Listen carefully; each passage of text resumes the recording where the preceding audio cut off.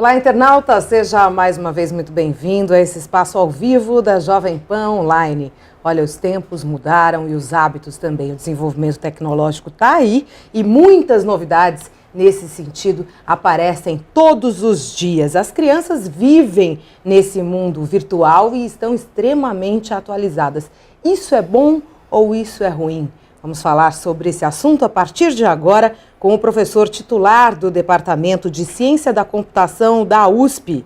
Ele é aposentado, mas não encostado, como ele mesmo diz, Valdemar Setzer, também autor do livro Meios Eletrônicos e Educação, uma visão alternativa. Professor, muito obrigada pela presença em nossos estúdios. É um grande prazer estar aqui, agradeço imensamente o convite. Eu espero que como é que você chama? Telespectadores? Internautas. Não são os internautas que estão nos assistindo. Aproveitem alguma coisa das ideias bem diferentes que eu tenho para transmitir. Olha, professor, foi feita uma pesquisa em 12 países e a pesquisa mostrou que as nossas crianças brasileiras são as que passam mais tempo na web e também falando ao telefone celular. O senhor acha que, de uma forma geral, a gente expõe cedo demais os nossos filhos a essa alta tecnologia? E isso é uma questão inevitável? Totalmente. Realmente está havendo uma exposição cada vez mais precoce. Por exemplo, há poucos meses surgiu um novo canal na TV paga ou na TV por cabo, que é o Baby TV, para crianças de 0 a 3 anos. Né? Havia antes já programas específicos como os Teletubbies, né? Enfim, também para nenês, não é? A TV Cultura tem transmissão no canal Rá-Tim-Bum, etc. Então, só que na TV Cultura eles, por cautela, eles recomendam de 2 a 6 anos. E os outros meios também, videogame, celular, a internet. E com relação a esses dois que você perguntou, eu gostaria muito de recomendar aos que estão nos assistindo e ouvindo que entrassem no meu site, peguem o meu nome, Valdemar Setzer, e entrem no Google e caem direto na minha homepage. E lá vocês podem encontrar um artigo que se chama Como Proteger Seus Filhos da Internet. Por que eu escrevi esse artigo? Ele é uma resenha de um livro em inglês, que saiu recentemente, ia ser traduzido, não sei se a editora que me consultou se devia traduzir ou não, e eu dei um parecer muito favorável. Eu não sei se a editora está traduzindo mesmo ou não. Mas esse livro, de um autor chamado Gregory Smith, traz coisas que são de estarrecer em relação à internet. A internet é extremamente perigosa. É perigosa para adultos, certo? Quantas vezes a gente inadvertidamente acaba pegando um vírus pela internet porque abriu um arquivo que não devia. Né? Imagine então crianças e jovens adolescentes, ele chama a atenção de uma coisa muito importante. Crianças e adolescentes são ingênuos. Eles não têm a perspicácia, não têm a malícia para perceber o que é perigoso ou não. Então ele recomenda estritamente, olhe, internet não pode ser usada por crianças e jovens, a não ser que haja um controle. Então ele propõe a instalação de software de controle, de acesso a sites que podem ser analisados pelo software e verificado que são perigosos, que contêm conteúdo impróprio, como violência, pornografia, essas coisas, não é? Pedofilia, esse tipo de coisa. Mas ele não chega às últimas consequências, eu sou um dos poucos que chega. Na verdade, internet e computador, televisão e videogame não são para crianças. Simplesmente. Existe um erro profundo, um engano profundo no mundo inteiro, achando que esses meios são ótimos para a educação, são muito bons para a educação.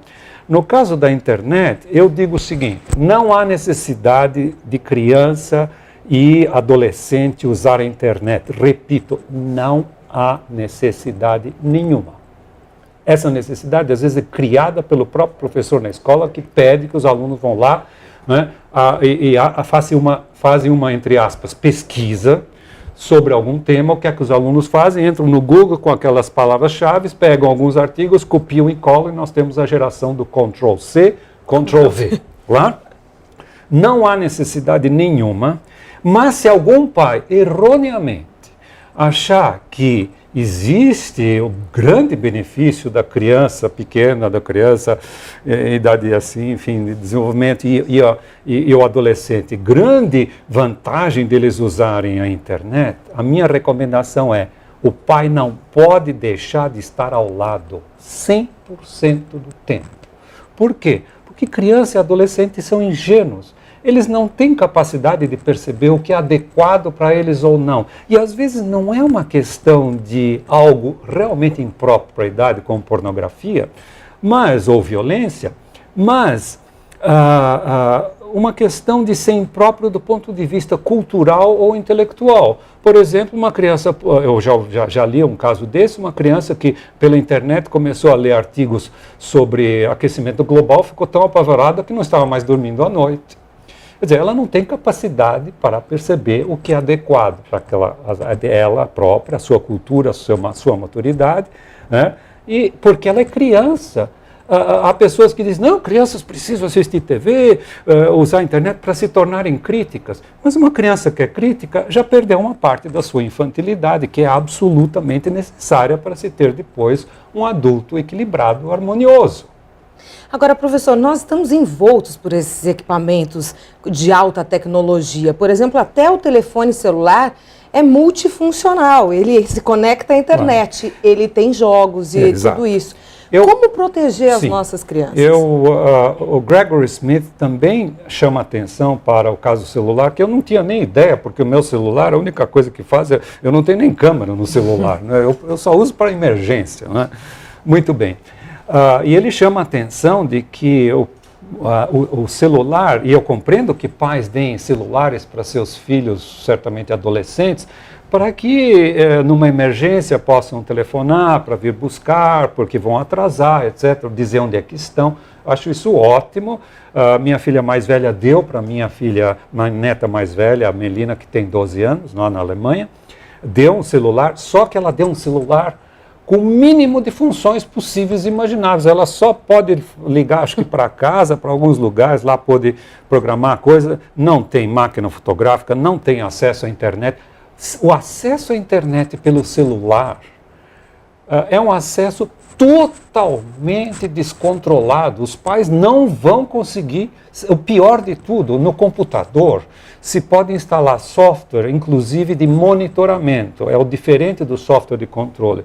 Software de monitoramento é aquele que vai gravando todos os acessos, todos os endereços que foram buscados, que foram abertos, todas as imagens, todos os chats feitos, tudo é gravado no software de monitoramento. A ideia é que de noite, ou enfim, algumas vezes o pai vai lá e vai ver tudo que o filho fez. Eu acho isso uma coisa horrível, porque cria um ambiente de desconfiança. Eu acho que muito mais simples, não deixe ter. E o pior de ter, o celular é o pior de todos em termos de acesso pelos jovens e crianças à internet. O segundo pior é ter um computador no quarto com conexão à internet. É um absurdo que não tem tamanho. Já havia com a TV, não é? O que os pais podem imaginar, o que eles acham que é educação quando eles dão uma televisão, em geral, antiga. Os pais compram uma nova, a antiga vai para o quarto das crianças. Uhum. O que eles estão achando quando colocam um aparelho desses que transmite coisas horríveis? Nos Estados Unidos, a Associação de Pediatria Médica de Pediatria, a Associação de Pediatria Americana, fez uma pesquisa sobre atos violentos na TV e constatou que aos 18 anos, em média, os jovens já viram, desde crianças até 18 anos, 200 mil atos de violência. Gente, isso não passa em brancas nuvens, não pode ser que isso não cause algum problema. É lógico que a criança, às vezes, não fica completamente pirada, como a gente diz, certo? Mas isso acaba influenciando. Por quê? Porque o ser humano incorpora todas as suas vivências. Aqueles que estão nos assistindo ou estão nos ouvindo. Aliás, eu gostaria de fazer aqui uma pequena recomendação aos que estão nos assistindo. Parem de nos olhar. A Patrícia é linda, eu sou feio, ótimo. Vocês já viram os nossos rostos, não precisam mais olhar para nós. Olhem para o outro lado e só ouçam a nossa voz. Vocês vão ver que vão poder imaginar aquilo que a gente está falando. Ao passo que se olharem para os nossos rostos, não é, transmitidos pela TV, vocês não vão conseguir imaginar outra coisa. Esse é um problema de todos os aparelhos com tela. É por isso que um autor, um famoso neurocientista da Alemanha, que é diretor do Instituto de Psiquiatria da Universidade de Ulm, escreveu um livro chamado, em alemão, Vorsicht Bildschirm. O que é que significa isto aqui? Cuidado, tela. Todos os aparelhos com tela causam problemas. Ele não diz por quê, eu digo por quê. Uma das razões é que a pessoa que está vendo uma imagem na tela não consegue imaginar mais nada. Nós estamos prejudicando a imaginação quando ela está se desenvolvendo, que é o caso das crianças e dos jovens. Ou seja, nós acabamos limitando a criatividade, imaginando estar desenvolvendo um jovem mais inserido no mundo? Exatamente. Aliás, você tocou duas coisas fundamentais. Você tocou na questão do desenvolvimento da criatividade e você tocou no problema da alienação. Eu vou precisar tratar dos dois. Mas não sei se vocês querem fazer um intervalo? Não, eu gostaria que o senhor falasse sobre isso. Ótimo. Logo depois eu vou chamar a nossa repórter Luciana Ferreira, Ótimo. que quer fazer uma pergunta. Porque se me derem trela, eu vou falar aqui 4 horas. Certo? É o tempo mínimo que eu preciso para fazer uma palestra completa contra os meios eletrônicos. Pelo menos 2 horas. Bom, muito bem. Vamos ao primeiro caso, que é o caso da criatividade. O que é criatividade, hein, Patrícia? O que é desenvolver a criatividade? E o que é professor? criatividade? É muito interessante essa pergunta. Provavelmente os que estão nos assistindo terão dificuldade em responder o que é criatividade. Alguns vão dizer ter novas ideias. Está absolutamente correto, mas é parcial. Não adianta ter novas ideias. Precisa saber fazer algo concreto com elas. Uhum. Então, eu estou aqui repetindo o que eu ouvi do psicólogo Domenico Di Masi, o famoso psicólogo sociólogo do lazer italiano, o Domenico Di Masi, que chamou a atenção que nós trabalhamos muito pouco na nossa vida. O resto do tempo é muito maior do que a gente trabalha, e, no entanto, a gente estuda, se prepara só para o trabalho. Muito bem, é o sociólogo do lazer, Domenico Di Masi. Ele disse assim numa palestra que eu assisti: criatividade igual a imaginação mais concretividade. Isto é, a gente precisa ter novas ideias, que é a imaginação, imaginar coisas novas, e fazer algo concreto, algo de útil com elas. E isso que é a criatividade. Pois bem, o que é que fazem todos os aparelhos com tela? Prejudicam a imaginação. Quando a gente lê um texto qualquer, a gente é obrigado a imaginar, é obrigado a pensar, a associar conceitos. Quando a gente está vendo TV, por exemplo, claro, não dá para imaginar mais nada, porque as imagens vêm e com uma velocidade fantástica, existe uma razão para isso. Eu faço academia e, infelizmente, na frente do transport, o aparelho que eu faço no fim para fazer a parte de aeróbica, tem uma TV lá que está sempre ligada. Quando eu estou sozinho, eu vou lá e desligo todos os aparelhos. Mas quando eu não estou sozinho, eu respeito os outros e deixo ligado. Tá bom. Os outros veem televisão e eu fico medindo quantas vezes as imagens mudam por minuto. Sabe quanto é que está agora? Quando eu escrevi esse livro, eu andei contando, acho que dava 15, não me lembro mais quanto é que era, 3 anos, 4 anos atrás. Agora está uma média de 20 em programas normais, 20 imagens por minuto. Nos videoclipes é uma situação completamente psiquedélica. Em geral, 60 mudanças de imagem por minuto, uma por segundo. Tá. Cada um desses mudou a imagem. Isso é uma coisa, sabe, a pessoa não consegue imaginar mais nada quando ele está presa a essa esquizofrenia, essa coisa, né, essa situação completamente estapafúrdia de imagens se sucedendo. E isso é uma coisa proposital dos meios de comunicação? Não, é uma necessidade. Sim, é proposital, sim, eles fazem de propósito, você tem toda a razão, mas por uma necessidade. Se a imagem parar totalmente, aliás, eu vi o programa de vocês ontem, a imagem é bastante parada, certo? Por isso eu até recomendo que se ouça e não veja, certo? Muito bem. Se a imagem da TV, numa transmissão normal de TV, se a imagem da TV parar, as pessoas, os telespectadores vão passar do estado normal do telespectador, que é de sonolência, semi-hipnótico, isso já foi demonstrado por pesquisas neurofisiológicas, eu tenho no meu site, tem vários artigos, no meu livro eu tenho a situação dos trabalhos. A pessoa, o estado normal do telespectador é de sonolência, um estado semi-hipnótico. E o diretor de imagem sabe muito bem que ele corre um perigo tremendo. O telespectador passar da sonolência para o sono profundo. E existem alguns que têm até uma proteção natural, liga o aparelho de televisão e adormece, certo?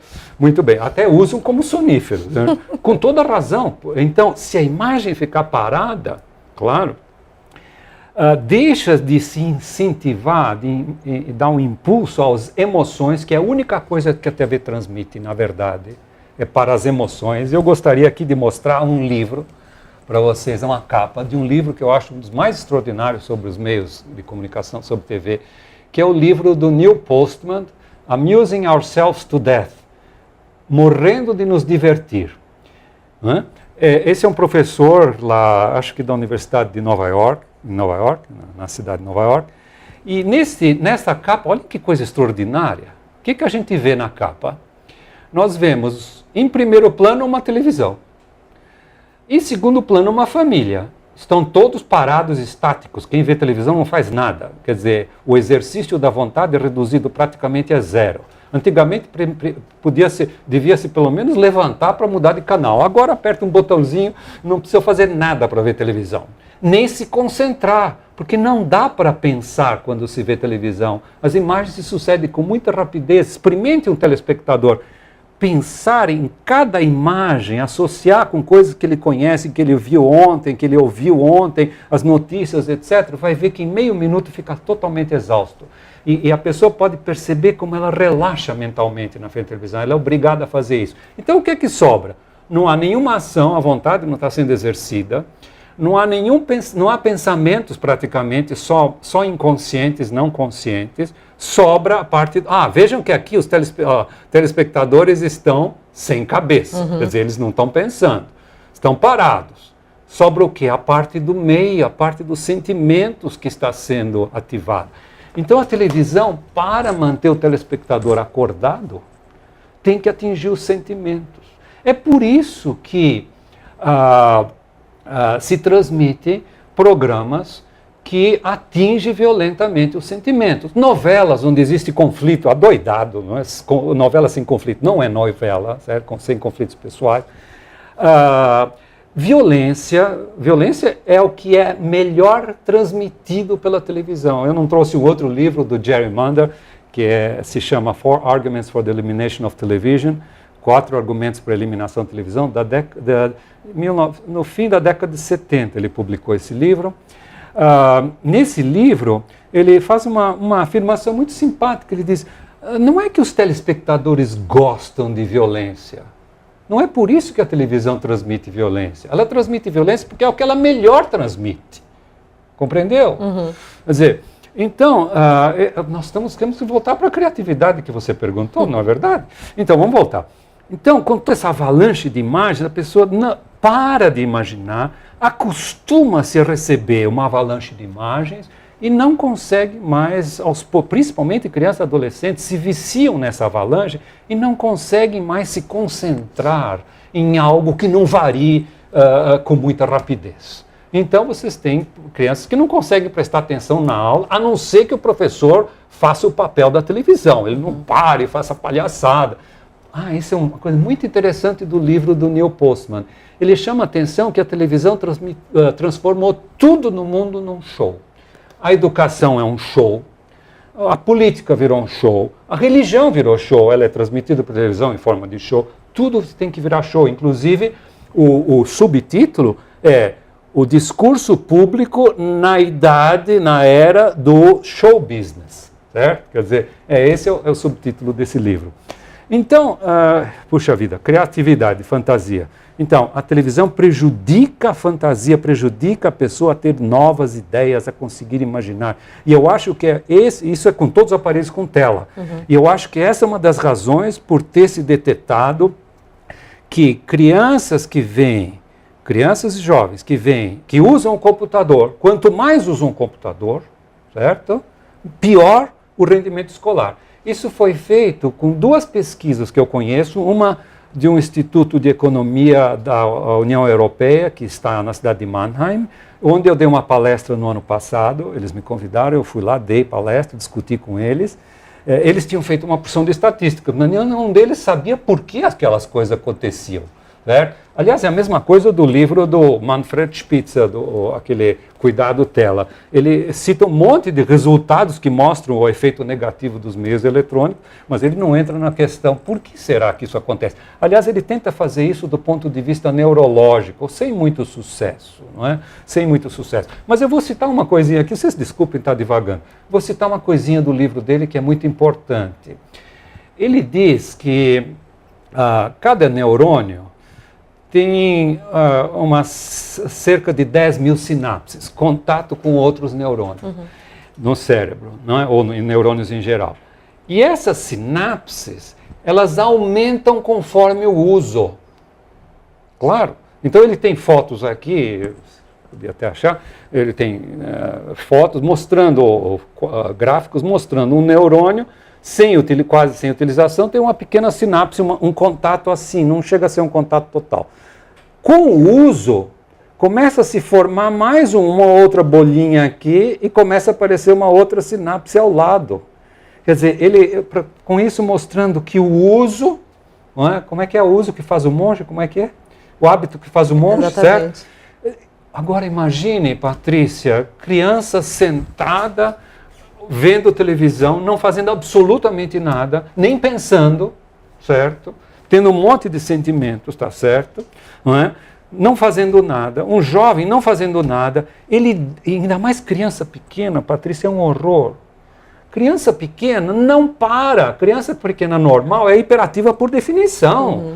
Uma criança pequena não anda daqui até lá, uma criança pequena corre daqui até lá. Nós, adultos, principalmente os velhinhos como eu, se olha uma criança pequena na frente, fica cansado só de olhar, certo? Porque a criança não para, esse é o normal, certo? Agora imagine essa criança senta na frente da televisão, no seu videogame. Videogame é muito pior da televisão, eu ainda tenho que falar sobre isso. Mas enfim,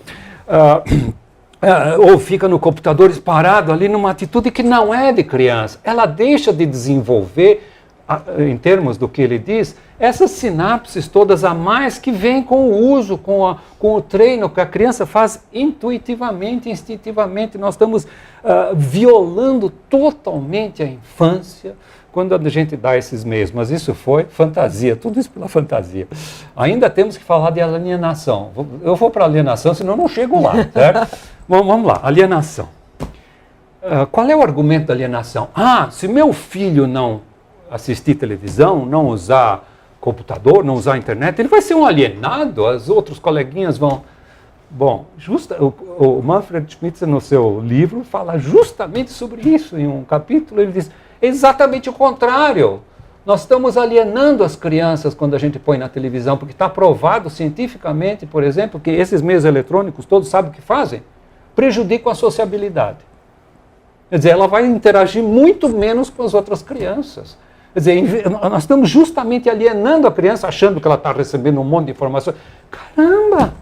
Criança deve receber um monte de informações. Criança deve ter aquele ninho no celular, é uma coisa tranquila. Que negócio de receber milhões e milhões de informações, como é o caso de televisão, como é o caso de internet, etc. Criança não é para isso. Realmente o conceito está errado.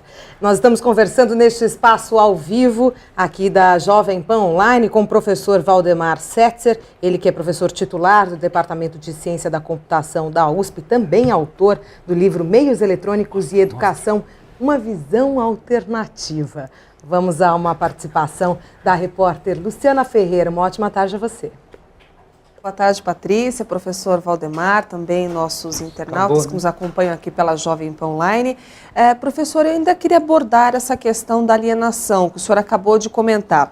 Eu tenho visto pais que têm filhos na faixa de 2 a 5 anos dizerem com muito orgulho de que os seus filhos nessa idade já são capazes de manusear o DVD, já sabem jogar no computador, ou seja, eles não querem que seus filhos estejam desatualizados em relação aos colegas, até porque eles veem que o acesso precoce à tecnologia pode ser uma garantia de um futuro mais bem sucedido, melhor sucedido para essa criança. Qual seria então a idade ideal para que essas crianças tenham esse acesso aos meios eletrônicos? Facílimo, Luciana. Com que idade você começou a usar o computador? Você deve usar agora, não é? Com que idade? Conta para nós. Provavelmente bem depois dos nossos filhos, né? A gente mais ou menos. Recente. Patrícia, mais ou menos. Quando é que você começou a usar um computador? Professora, eu acho que por volta de 18 anos. Ah, é? E você teve dificuldade para aprender a usar um computador? Não. Então, para que começar mais cedo? Não há necessidade de começar mais cedo, isso é uma falácia total. E eu queria dizer mais uma coisa, qualquer pequeno benefício que se diga que computador, internet, televisão, videogame tenha, é suplantado infinitamente pelos prejuízos, está mais do que demonstrado cientificamente. Um dos pontos principais do livro do Manfred Spitzer são os efeitos negativos para a saúde, que aumento de peso, obesidade. Inclusive, ele faz um cálculo de quantas pessoas estão morrendo na Alemanha por ano devido aos aparelhos eletrônicos, aos meios eletrônicos. Sabe quantos são? 40 mil. Estão morrendo na Alemanha por causa disso. Agora, eu gostaria de dizer uma coisa para vocês. O que a televisão vende, hein? Alguém já fez essa pergunta? Patrícia, o que a televisão vende? O senhor está falando da televisão, canal aberto, canal que aberto. O brasileiro tem acesso, porque muita gente não tem acesso a claro, canal fechado. Sabe o que a televisão vende? Número de telespectadores ligados. Quer dizer, a pessoa que está vendo televisão está sendo vendida para os canais comerciais, certo? E em termos comerciais, eu recomendo vocês muito fortemente lerem o livro Crianças do Consumo, está aqui, Crianças do Consumo, agora lá, só que não está acendendo a luzinha vermelha, agora sim. Crianças do Consumo, da Susan Lin, uma psicóloga da Universidade de Harvard, que foi editado pelo Instituto Alana, que faz um trabalho maravilhoso educacional, inclusive contra o consumo infantil, certo? Eles têm ações na justiça contra a propaganda voltada para crianças. E estão agora para entrar com uma ação contra os canais infantis. E eu estou precisando analisar a ação deles para ver se eu posso contribuir com alguma coisa. Então, é impressionante o que a Susan Lin traz nesse livro. Por exemplo, ela diz e documenta, nos Estados Unidos, as empresas privadas fazem muito mais pesquisa em psicologia do que as universidades. Para quê? A psicologia de como empurrar os produtos na goela dos telespectadores. Agora, imagine quando se trata de criança. Isso é um absurdo. Sabe qual é o tamanho desse absurdo, Patrícia? No Código de Hammurabi, que tem 4.000 anos, né? Código de Hammurabi, 3.000, 4.000 anos, se uma pessoa vendesse alguma coisa para uma criança, era enforcada. Imagina o regresso que nós tivemos em relação a 3.000 anos atrás. Agora se vende direto para as crianças. Agora, em alguns países, essa questão é muito analisada. Por exemplo, o Japão analisa até a multifuncionalidade do celular vendido para criança ou utilizado por criança. Como é que está a nossa legislação brasileira? A gente se preocupa com isso? Olha, nós temos, por exemplo, proibição de alguns videogames. Mas você vai em qualquer loja e escuta, proibição já funcionou no Brasil em algum lugar? Não, as famílias é que têm que proibir. E as pessoas, não, nós não podemos censurar, não podemos coibir, não podemos... Como é que existe uma palavra dos psicólogos para isso? Mas, enfim, será possível? A educação sempre foi uma orientação. Orientação significa dar para as crianças, permitir às crianças fazerem aquilo que é benéfico para elas e evitar, de qualquer maneira, aquilo que é maléfico. Todos os pais são radicais. Não devem me chamar eu unicamente de radical, não. Eles todos são radicais. Eu quero ver aqui em São Paulo qual é o pai que deixa o filho brincar na rua. Isso é ser radical. Qual é o pai que dá álcool para o filho? Radical. Qual é o álcool que deixa o filho fumar? Não deixa, é radical. A educação sempre foi radical, desde que a gente descubra, desde que a gente se prove, certo? Por favor, não acreditem nas minhas palavras e nos meus artigos. Vão estudar, vão observar, certo? Mas se a gente chega à conclusão de que algo é pedagogicamente maléfico para uma criança, tem que ser evitado. Não existe meio termo. É isso que se faz não deixando a criança ir para a rua de vez em quando. Imagina se você vai deixar seu futuro filho de vez em quando brincar na rua. Você não vai deixar. Então, é mais do que natural que a gente seja radical. Agora, eu queria dizer para você que todas as ideias me vêm porque eu conheço uma pedagogia que sempre foi contra meios eletrônicos, né? Eu coloquei aqui no Brasil com a argumentação contra, etc.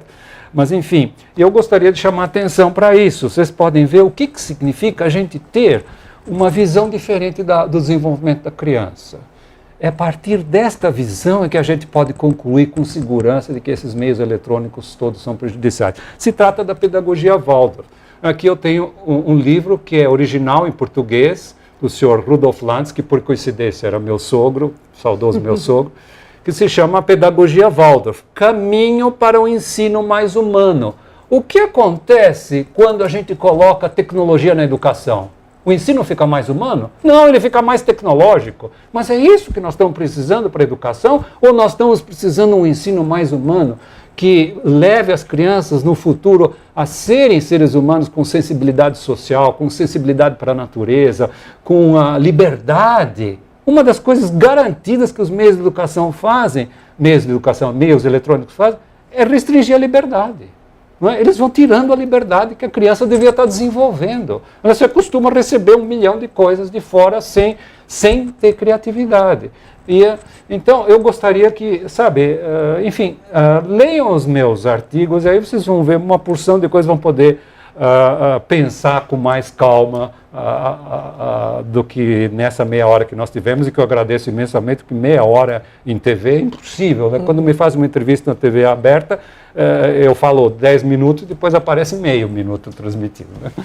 Só para a gente encerrar a nossa conversa aqui com o professor Valdemar Setzer, ainda cabe a última pergunta da repórter Luciana Ferreira sobre esse aspecto tecnologia versus infância. Pois não, Luciana?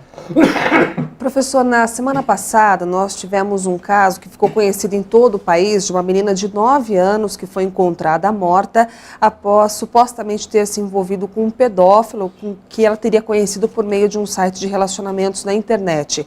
Esse tipo de caso deve suscitar que mudanças no comportamento entre pais e filhos? Os pais têm que se conscientizar daquilo que eu falei. Internet não é para criança, porque criança é ingênua. É por definição, por constituição, criança e adolescente são ingênuos. E esse é um dos perigos terríveis da internet. A criança ingênua acha que está conversando com uma outra criança de 9 anos, fazendo um chat, não sei o quê, e de repente ela está conversando com um adulto. E como é que ela vai saber? Ela é ingênua, ela não tem malícia para perceber esse engano. Então, acho que só isso seria suficiente para qualquer pai que tem um pingo de consciência, um pingo de preocupação com a educação dos seus filhos, proíba, não deixe os filhos usarem a internet. Isso é tão fácil em casa, é só não dar a senha do computador para as crianças. Eles vão protestar porque os amigos usam. Daí, se a gente tem certeza absoluta de que a posição que a gente está assumindo é correta, isso se transmite, essa segurança se transmite para as crianças, para os adolescentes, e eles vão admitir essa situação. Simplesmente não dê acesso, porque o perigo na internet é terrível devido à ingenuidade das crianças. Gostaria de agradecer muito a presença do senhor aqui, professor Valdemar Setzer, professor titular do Departamento de Ciência da Computação da USP e também autor do livro Meios Eletrônicos e Educação, uma visão alternativa, que ele mostra aqui no livro e mostrou aqui nesse espaço ao vivo da Jovem Pan Online. Muito obrigada pela presença e estamos com as portas abertas para falar mais ainda sobre esse assunto. Agradeço imensamente. Se vocês me derem 10 horas, eu vou falar 10 horas. Obrigada, professor. A você, mais uma vez, obrigada pela audiência. Continue curtindo aqui a nossa programação. Jovem Pan Online, Pan Rádio, com imagem online.